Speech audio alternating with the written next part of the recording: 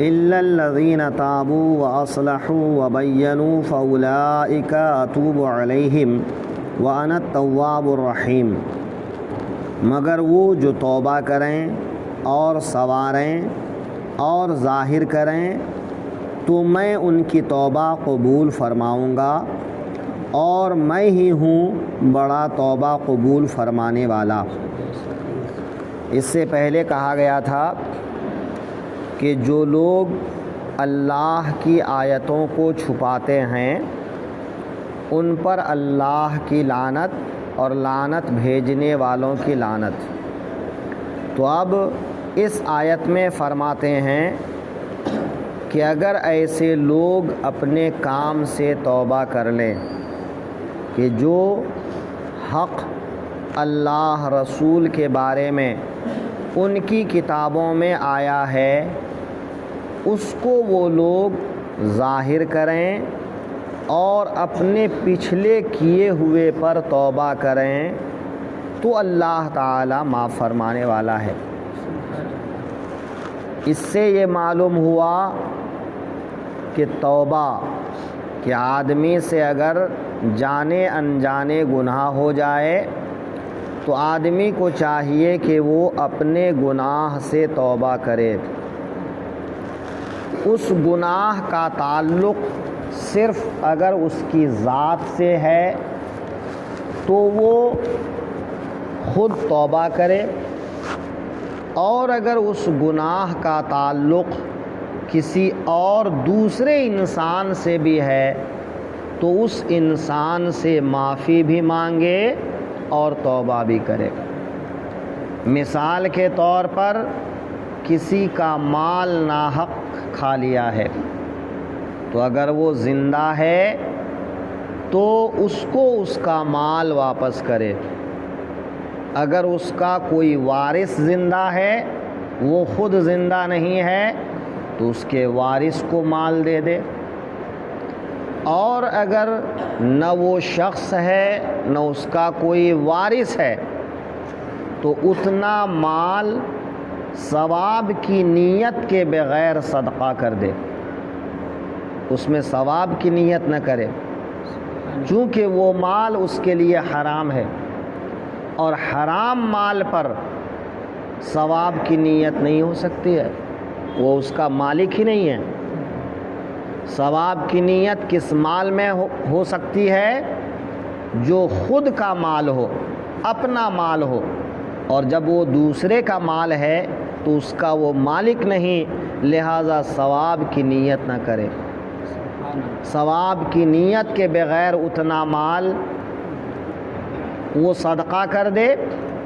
اگر وہ آدمی مر گیا ہے تو ایسی صورت میں تو اب کوئی دوسرا راستہ نہیں ہے، اور اگر اس کے مرنے کی خبر نہ ہو تو یہ ارادہ رکھے کہ اگر زندگی میں کبھی وہ آدمی مجھے مل جائے گا تو اس کو اس کا مال دے دوں گا،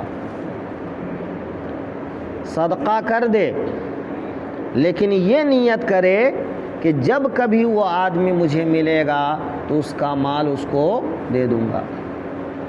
یہ تو مال کی بات ہوئی۔ اگر کسی کے ساتھ ظلم کیا ہے، گالی گلوچ کیا ہے، حق تلفی کیا ہے، بے حیائی کا کوئی کام کیا ہے، مثلاً ایک آدمی کسی کے ساتھ زنا کر بیٹھا ہے تو اگر وہ عورت بغیر شوہر والی ہے تو اس عورت سے معافی مانگے، پھر اللہ سے توبہ کرے۔ اگر وہ عورت شوہر والی ہے تو اس عورت سے بھی معافی مانگے، اس کے شوہر سے بھی معافی مانگے، پھر اللہ سے توبہ کرے، تب جا کے اللہ اس کی توبہ قبول فرمائے گا۔ آج کہتے ہیں حضرت ہم لوگ توبہ تو کرتے ہیں لیکن کیا پتہ پھر ہم لوگوں کی پریشانی ختم نہیں ہوتی ہے۔ توبہ کرنے کے بعد بھی امام صاحب کے پیچھے 1000 بار توبہ کریے آپ، مال دبا کے بیٹھے ہیں تو توبہ کرنے سے توبہ قبول نہیں ہوگی۔ بے حیائی کا کام کیے بیٹھے ہیں، ظلم کیے بیٹھے ہیں، تو جب تک مظلوم سے معافی نہیں مانگیں گے تب تک توبہ قبول ہی نہیں ہوگی۔ توبہ قبول ہونے کا جو طریقہ بتایا گیا ہے، اگر اس طریقے سے توبہ کریں گے تب جا کے توبہ قبول ہوگی۔ اس آیت میں کیا کہا؟ توبہ کریں، اپنی اصلاح کریں کہ اب وہ کام نہیں کریں گے۔ روزانہ شراب پی کے آتا ہے، توبہ کرتا ہے، دوسری صبح پھر جا کے شراب پیتا ہے، زنا کاری کر کے آتا ہے، توبہ کرتا ہے، پھر زنا کا ارادہ رکھتا ہے، وہ توبہ قابل قبول نہیں ہے۔ تابو واصلحوا، توبہ کرے اور اپنی اصلاح بھی کرے کہ جس گناہ پر وہ توبہ کر رہا ہے آئندہ وہ گناہ نہیں کرے گا، یہ پکا ارادہ کرے، عزم مصمم کرے۔ کبھی بھول ہو جائے تو ایک الگ بات ہے، بے انسان خطا کا پتلا ہے، پکا ارادہ ہے یہ گناہ نہیں کرے گا، لیکن جانے انجانے کبھی زندگی میں دوبارہ وہ گناہ ہو گیا، پھر پکا توبہ کرے، ہے نا۔ لیکن یہ نہیں کہ موقع ملے گا تو پھر چانس مار لوں گا اور توبہ کر رہا ہے، تو یہ توبہ قابل قبول نہیں ہے۔ پکا ارادہ کرے آئندہ یہ گناہ نہیں کروں گا، پھر توبہ کرے، آئندہ کسی کا مال نہیں کھاؤں گا، آئندہ کسی کو گالی نہیں دوں گا، آئندہ جھوٹ نہیں بولوں گا، آئندہ غیبت نہیں کروں گا، آئندہ چوری نہیں کروں گا، آئندہ بے حیائی کا کام نہیں کروں گا، یہ پکا ارادہ کرے، پھر اللہ سے معافی مانگے تو اللہ معاف فرمائے گا۔ توبہ کے ارکان یہ ہیں، شرائط یہ ہیں، اس لیے ہم لوگ تو توبہ کرتے رہتے ہیں، ہے نا۔ اے اللہ ہم تیری بارگاہ میں توبہ کرتے ہیں، ہمارے گناہ خطا معاف فرما۔ نمازیں قضا کر کے بیٹھے ہیں اور توبہ کر رہے ہیں، تو قضا نمازیں جب تک ادا نہیں کریں گے توبہ قبول نہیں ہوگی۔ جتنی نمازیں قضا کیا ہے اتنی نمازیں ادا کرو۔ ہاں، ادا کرنے کا پکا ارادہ کر لیا، اب ادا کر رہے ہیں، ایک ہی دن میں 10 سال کی نمازیں تو قضا نہیں کر سکتے، لیکن ارادہ کر لیا کہ اب پچھلی تمام نمازیں قضا کروں گا، قضا کرنا شروع کیا ہے، اب اللہ سے معافی مانگ رہا ہے، توبہ کر رہا ہے، اب اس کی توبہ قبول ہوگی۔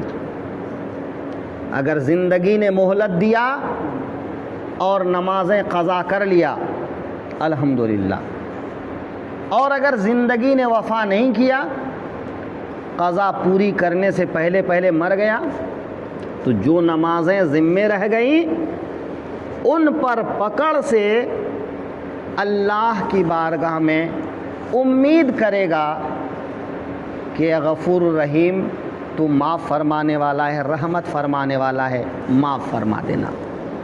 تو اللہ کی ذات سے امید ہے کہ وہ ہلکے میں حساب و کتاب لے گا، حساب و کتاب کیا کرے گا؟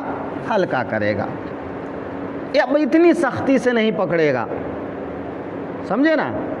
لیکن کبھی ہم نے ارادہ ہی نہیں کیا اور چاہتے ہیں جو نمازیں چھوٹ گئی ہیں وہ معاف ہو جائیں، تو معاف نہیں ہوگی، پھر اللہ سختی کے ساتھ حساب لے گا۔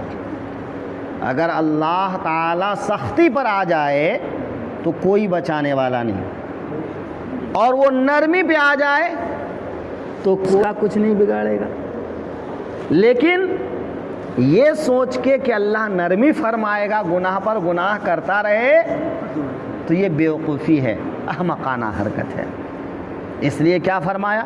تابو واصلحوا، توبہ بھی کرو اور اصلاح بھی کرو، اور اصلاح کرنے کے بعد کیا فرمایا؟ وَبَيَّنُوا، جو چھپایا تھا اسے ظاہر کرو۔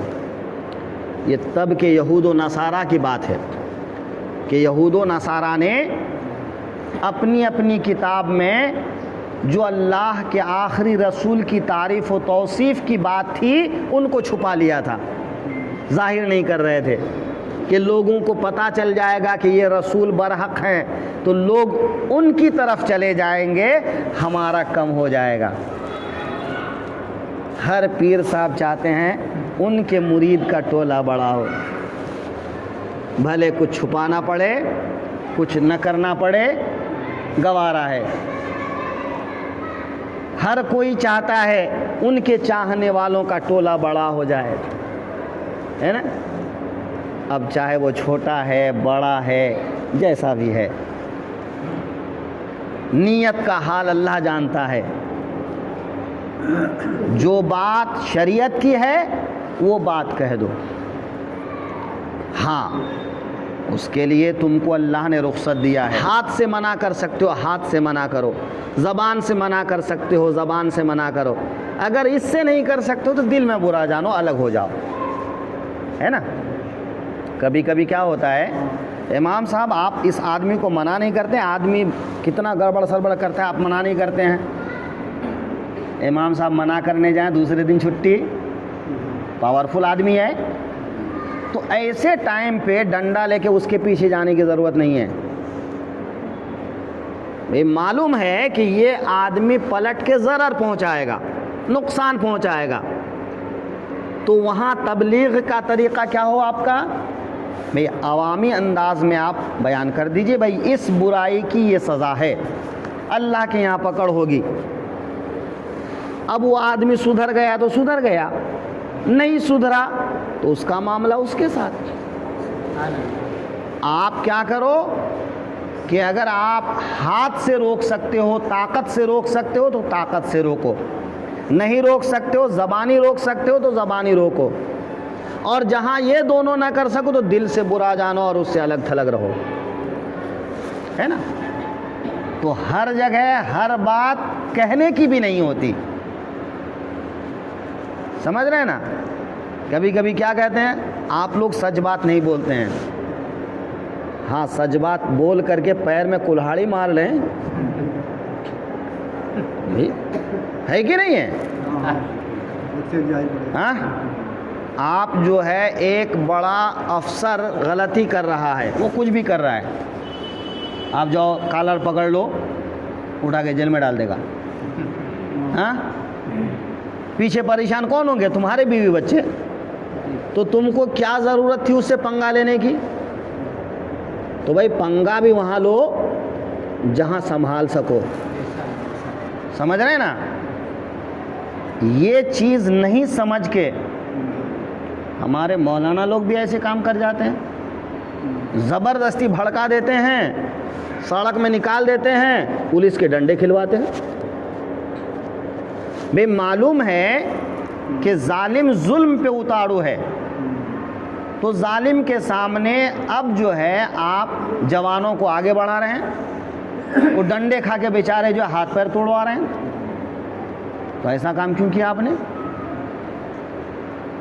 ایسے ٹائم پہ آپ کو حکمت سے کام لینا ہے، جو قانونی چارہ جوئی ہے قانونی چارہ جوئی کرنا ہے۔ جہاں جہاد کرنے کا، بھئی ہم جہاد کر رہے ہیں، جہاد کر رہے ہیں، جہاد کا بھی موقع محل ہے نا؟ آگ میں کودنے کا حکم نہیں ہے، ہر کوئی اللہ کا خلیل ابراہیم علیہ السلام نہیں ہے کہ آگ میں کود جائے گا۔ ان کا ایمان پختہ تھا، وہ اللہ کے پیغمبر تھے، ان کو اللہ کے ذات پر بھروسہ تھا، وہ آگ میں کود گئے تو اللہ نے ان کی خاطر آگ کو گلزار بھی بنا دیا۔ لیکن سب کے لیے ایسا ہو جائے گا؟ نہیں ہوگا نا۔ لا تلقوا ایدیکم الی التہلکہ، اپنے ہاتھ کو ہلاکت میں مت ڈالو۔ معلوم ہے کہ اس بل میں سانپ ہے اور بل میں انگلی ڈال رہے ہیں آپ، تو سانپ کیا کرے گا؟ آپ کو کاٹے گا نا۔ تو سانپ کے بل میں انگلی ڈالنے سے پہلے سوچنا پڑے گا نا۔ تو ایسے ہی بہت سی باتیں ہوتی ہیں، تقریر کرنا، دین کی بات بتانا ضروری ہے، لیکن بات اس طرح بتاؤ کہ وہ پلٹ کر خود پر نہ آئے، اپنی قوم پر نہ آئے۔ اپنے لوگوں پر نہ آئے، ورنہ اس کے بھلائی کے بجائے برائی ہو جائے گی، فائدے کے بجائے نقصان ہو جائے گا، ہے نا۔ تو یہود و نصارہ کیا کرتے تھے؟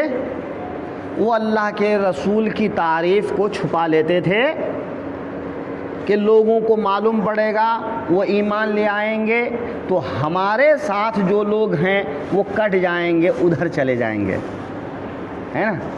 آج بھی بہت سے لوگ یہی کرتے ہیں، اپنا پیر، اپنا مولانا، اپنا سیٹھ، اپنا نیتا، ہے نا۔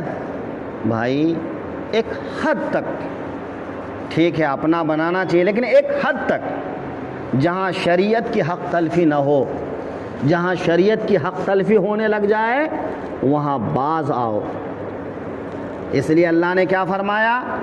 وَإِن تَابُوا وَأَصْلَحُوا وَبَيَّنُوا، اگر یہ یہود و نصارہ نمبر 1 توبہ کریں، نمبر 2 اپنی اصلاح کریں کہ دوبارہ نہیں چھپائیں گے، نمبر 3 چھپی ہوئی باتوں کو ظاہر کریں کہ بھائی ہم نے ان باتوں کو چھپایا تھا، ہم ان باتوں کو ظاہر کرتے ہیں کہ اللہ کے نبی کی یہ تعریف ہماری کتاب میں بھی تھی اور ہے، تب جا کر کے اللہ غفور الرحیم ہے۔ فَأُولَٰئِكَ أَتُوبُ عَلَيْهِمْ، تو میں ان کی توبہ قبول فرماؤں گا۔ تو توبہ قبول فرمانے کے لیے یہ سب شرائط ہیں۔ وَأَنَا التَّوَّابُ الرَّحِيمُ، اور میں توبہ قبول فرمانے والا، رحم فرمانے والا ہوں۔ اللہ بڑا رحیم ہے، لیکن اس کی رحمت کو پانے کے لیے ویسا کام کرنا ہوگا۔ باپ اپنے بیٹے پر کتنا مہربان ہوتا ہے، لیکن کبھی کبھی باپ بھی اپنے بیٹے کا ہاتھ جھٹک دیتا ہے، ہٹ نہیں ملے گا کچھ۔ بچہ جب فرمائش کرتا ہے تو بیٹا باپ کیا کہتا ہے؟ نہیں ملے گا کچھ، پڑھائی کرو تو ملے گا، اتنا نمبر لے آؤ تو ملے گا، 10ویں میں اتنا نمبر سے پاس کرو گے تو ملے گا۔ شرط لگاتا ہے کہ نہیں؟ نماز پڑھو گے تو ملے گا، فالتو لڑکوں کے ساتھ نہیں گھومو گے تو ملے گا۔ تو باپ مہربان ہے، لیکن بیٹے کا ہاتھ کیوں جھٹک رہا ہے؟ کیونکہ وہ نافرمانی والا کام کر رہا ہے۔ اللہ مہربان ہے، لیکن اس کی رحمت کب ملے گی؟ جب نافرمانی کا کام نہیں کریں گے۔ اگر نافرمانی کا کام کرتے ہیں تو اللہ بھی جھٹک دے گا، ہے نا۔ پھر اگر اللہ اور اس کے رسول ہی جھٹک دیں تو پھر کہاں پناہ لے گئے؟ کوئی پناہ کی جگہ بچتی ہے؟